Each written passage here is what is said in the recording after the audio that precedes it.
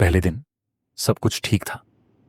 वो लोग कैंप के आसपास चिल कर रहे थे, खुश थे और मजे कर रहे थे। रवि और अर्जुन ने आग लगाई। मीरा और तान्या ने स्नैक्स और ड्रिंक्स अरेंज की।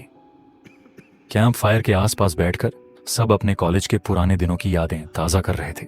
और अचानक सबको लगा कि ये वीकेंड काफ़ी रिलैक्सिंग होगा। रात होने पर सब अपने टेंट्स में सो रहे थे, लेकिन कुछ वक्त बाद मीरा की आवाज़ सुनाई देने लगी। Help, help! रवि और अर्जुन दोनों ने अपने टेंट्स के अंदर से आवाज सुनी।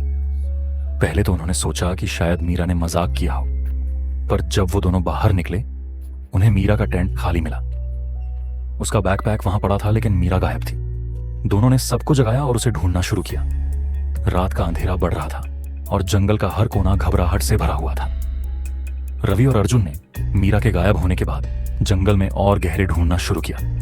तभी रवि ने सुना आवाज वही थी जो मीरा की थी, पर अब उसकी आवाज भी कुछ अजीब लग रही थी। वो डर और शक्ति का कॉम्बिनेशन था। अर्जुन ने कहा, ये मीरा की आवाज लगती है, उसके पास चलो। जब दोनों जंगल के बीच चलते गए, उन्हें पुरानी छतरी के पास मीरा की लाश मिली। उसकी आंखें खुली थीं और वो वैसे ही डर से कांप रही थी जैसे कोई कुछ ऐसे देखता है जो उसे जिंदा नहीं छोड़ता। और तभी उन्होंने एक और चीज देखी, मीरा का चेहरा, उसकी आंखें, और वो सब कुछ बिल्कुल वैसे ही था जैसे उन्होंने सोचा था। और फिर एक और आवाज आई।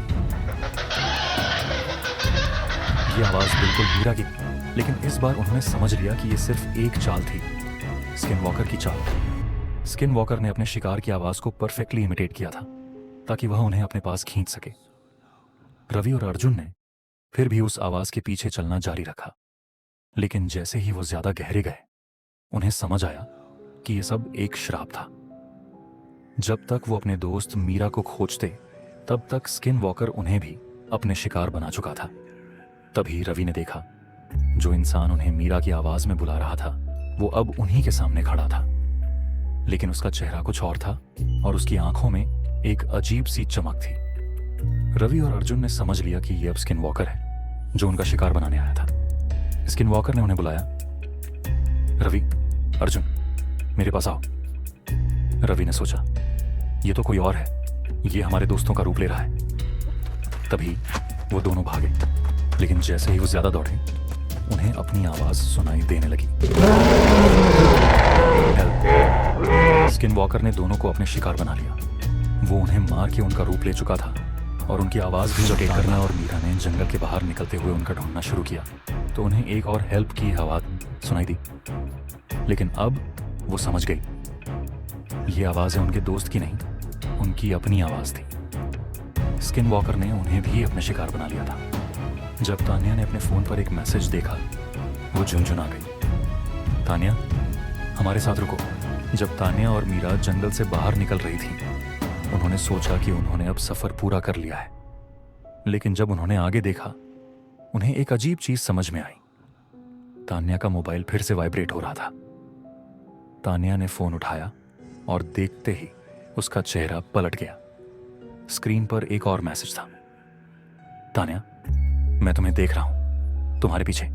तान्या ने झट से मुड़कर देखा, लेकिन कोई नहीं था। सब कुछ बिल्कुल शांति से था।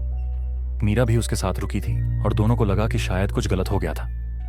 फिर ऐसे ही एक और चीज हुई। उन्हें अपनी आवाज की सुनाई दी, तान्या, मेरे पास आओ। दोनों का दिमाग हिल गया। तान्या ने अपने आप को संभाला और बोला, हम यहां से बिल्कुल दूर नहीं जाएंगे।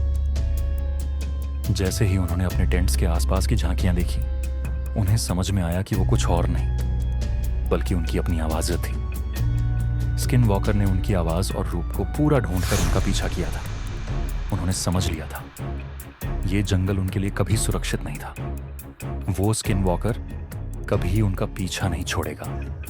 आखिरकार मीरा, रवि, अर्जुन और तान्या की मौत का राज अब भी जंगल के अंदर छुपा है और कोई नहीं जानता कि स्किन वॉकर की आवाज किसकी असली थी।